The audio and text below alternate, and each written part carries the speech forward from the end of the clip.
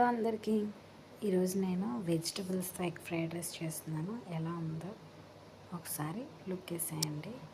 First ఆయిల్లోని జీరా కరివేపాకు వేసుకొని దానిలోనే పచ్చిమిర్చి క్యాప్సికమ్ కూడా వేసి ఫ్రై చేసేస్తాం. తర్వాత ఆనియన్స్ వేసుకొని అవి కూడా బాగా ఫ్రై అయిన తర్వాత దానిలోకి బీన్స్, క్యారెట్, టమాటో ఇవి కూడా ఇంకా మనకి వెజిటబుల్స్ ఉంటే యాడ్ చేసుకోవచ్చు. స్వీట్ కార్న్ లాంటివి నేను ఇంకేం వేయలేదు, అవే వేసాను. ఫస్ట్ ఆ వెజిటబుల్స్కి తగినట్టుగా సాల్ట్, పసుపు యాడ్ చేసుకొని ఒకసారి బాగా ఫ్రై చేసుకున్న తర్వాత పక్కకు తీసుకొని అందులోని మనకి ఎన్ని ఎగ్స్ కావాలనుకుంటే అంటే మనం ఎంత రైస్ తీసుకుంటామో దానికి తగ్గట్టుగా ఎగ్స్ వేసుకున్నాను. నేనైతే 5 వేసానండి.